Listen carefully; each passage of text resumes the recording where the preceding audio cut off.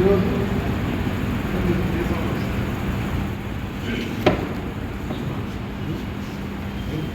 ఆప్ party జిల్లా committee రాష్ట్ర నాయకులు తిరుపతిరావు గారు, అదేవిధంగా సిపిఎం పార్టీ రాష్ట్ర నాయకులు సున్న వెంకటేశ్వరరావు గారు, అలాగే సిపిఐ పార్టీ జితేంద్ర రెడ్డి గారు, కోటేపల్లి వెంకటేశ్వర గారు, సిపిఐఎంఎల్ పార్టీ, అలాగే మరో సిపిఐఎంఎల్ జిల్లా కార్యదర్శి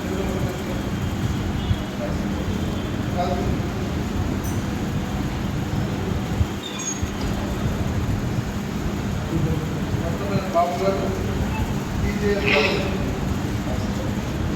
రవి గారు, టీజేఎస్ పార్టీ నుంచి, అలాగే ఈ రౌండ్ టేబుల్ సమావేశానికి వచ్చినటువంటి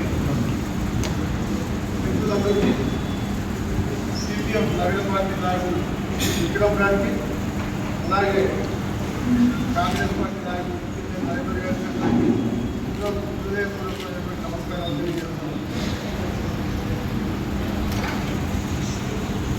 ఈ దేశంలో అత్యంత ప్రతిష్టాత్మకంగా తీసుకొని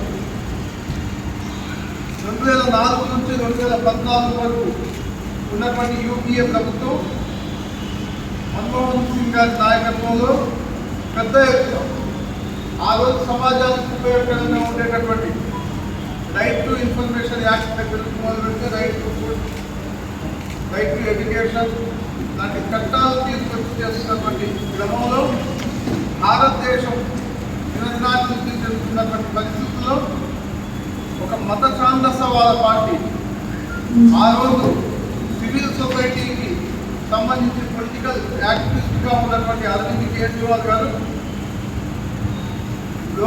లోకాయుక్త పేరుతో పెద్ద ఎత్తున వాళ్లతో మద్దతు కలిగించుకొని ప్రభుత్వంలోకి వచ్చినటువంటి బీజేపీ పార్టీ ఈరోజు చేస్తున్నటువంటి కార్యకలాపాలు చూస్తున్నట్లయితే ఖచ్చితంగా ఈ దేశాన్ని హిందూ దేశంగా మార్చుదామనే ఆలోచనతోనే చేస్తున్నట్టుగా కనపడతా ఉంది.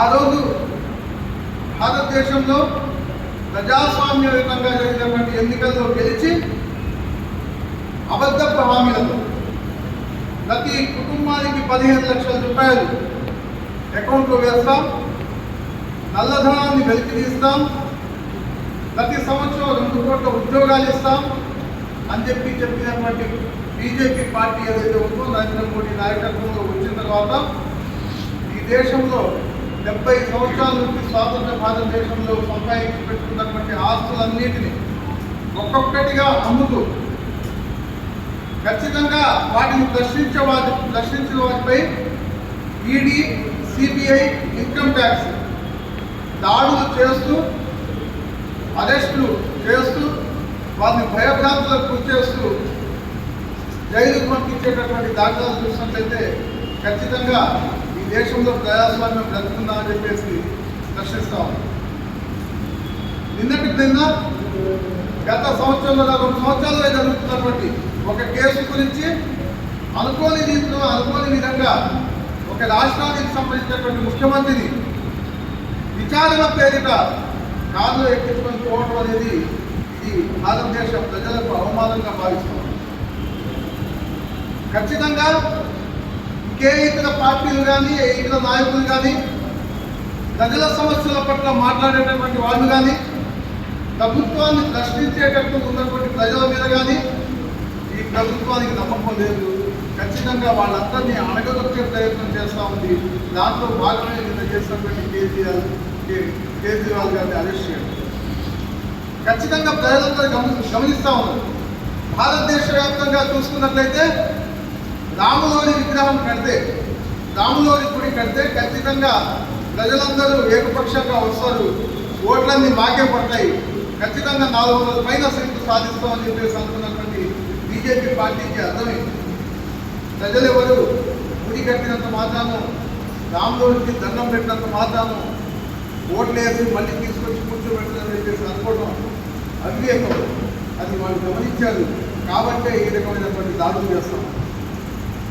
ఇలాంటి దాడుల పైన యువకులకు జరిగేటటువంటి అన్యాయాలు, మహిళల పట్ల చూపుతున్నటువంటి వివక్ష, రైతుల పట్ల వాళ్ళు చూపిస్తున్నటువంటి కపట ప్రేమ, వీటన్నిటిని ప్రజల్లో తీసుకెళ్లేందుకు శ్రీ రాహుల్ గాంధీ గారు భారత్ జోడో న్యాయయాత్ర పేరిట పెద్ద ఎత్తున 6,700 కిలోమీటర్లు పాదయాత్ర, రథయాత్ర చేసి ప్రజల్ని చైతన్యపరిచి ఈ ప్రభుత్వం చేస్తున్నటువంటి కార్యకలాపాలని ప్రజల వద్దకు తీసుకెళ్లేటటువంటి క్రమంలో ఇండియా కూటమిగా ఏర్పడినటువంటి కొన్ని పార్టీలన్నీ కలిసి, ప్రజాస్వామ్యంలో ఉన్నటువంటి విధానంతో ఉన్నటువంటి పార్టీలన్నీ కలిసి ఖచ్చితంగా బీజేపీ ప్రభుత్వాన్ని కూలగొట్టకపోతే ప్రజాస్వామ్యానికి విఘాతం కలగబోతా ఉంది.